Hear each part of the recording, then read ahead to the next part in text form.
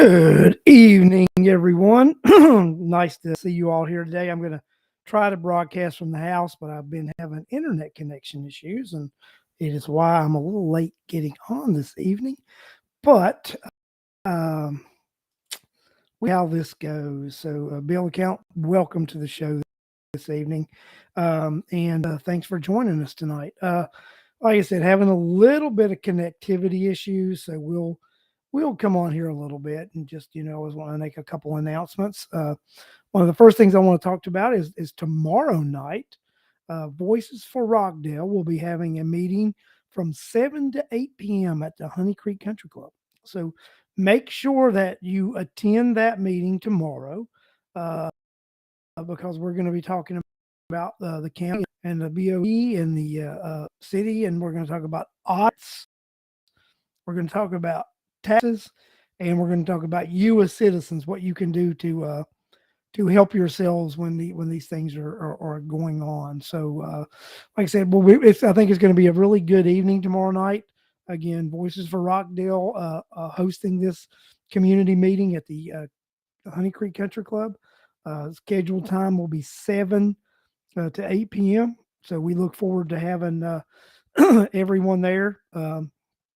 To hear some comments and to ask some questions. So it'll be a great community event. Thank you to Voices for Rockdale for hosting it, and thank you for the Honey Creek Country Club for allowing the event to happen at the country club. So I wanted to make sure that we promoted that. So I've got some more folks that have joined us. So thanks, Tina Hobbs, for joining us tonight. Good day, Jackie Sprague. Hello, Bill Campbell. And of course, Corliss Turner has turned in. So Corliss is the founder of Voices for Rockdale. Nice to have you here tonight, Corliss. But yeah, glad to have everybody on here. I'm glad to make that public service announcement about the community meeting tomorrow. And sorry for getting on a little late this evening. Was having some internet connectivity issues. Since I've gone live, it seems to have possibly worked itself out. There are no guarantees when it comes to broadcasting live and using the interwebs and the streaming programs. But we do the best we can do with what we have, and that's what we're here doing this evening, is just thanking everybody that for joining us and for coming on. So again, thanks everybody for your attendance this evening.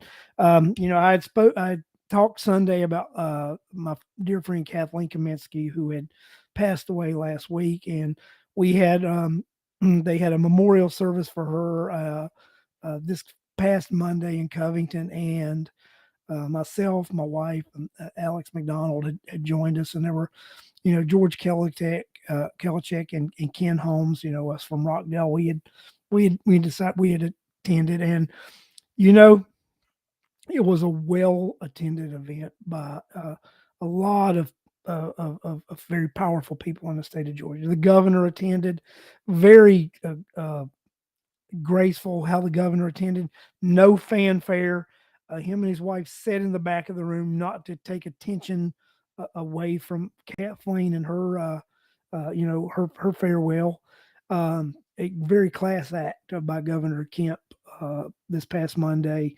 Burt Jones was there. Senator Tillery was there. Senator Strickland was there. There were several other additional senators there. There were House members there.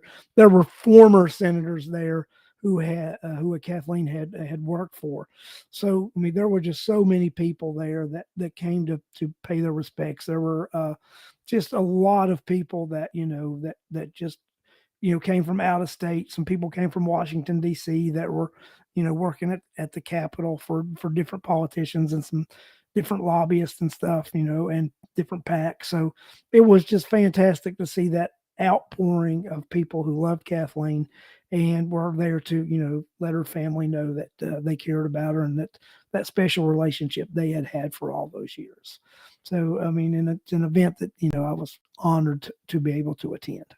Um, I wanted to just come on briefly tonight, uh, make that little comment about that memorial service. I wanted to again mention to anyone who was not on when I initially said it that there will be a special town hall meeting tomorrow night at the Honey Creek Country Club.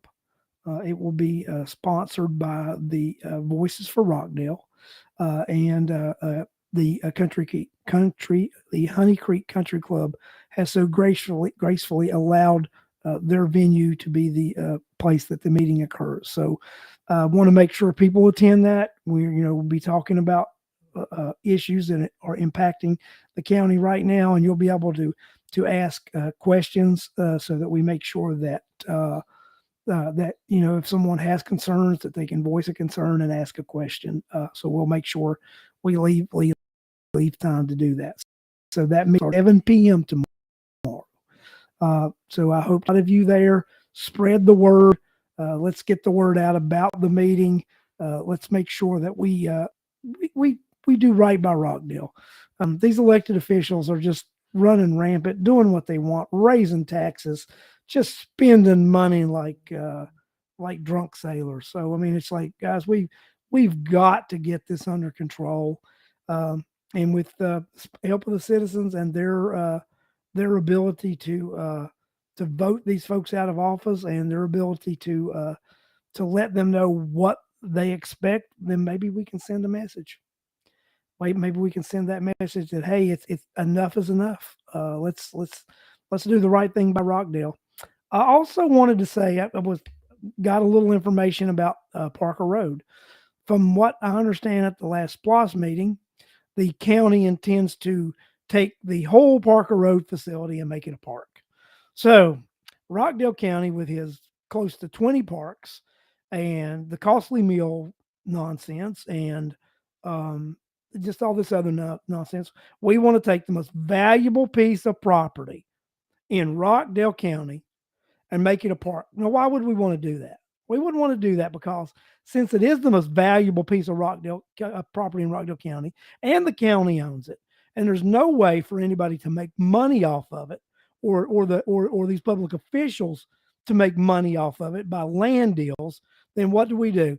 We go ahead and make sure that we utilize that land for wasted purpose so that they can spend our hard-earned tax dollars and buy other lands so they can cut people in on these land deals and this graft and payoff.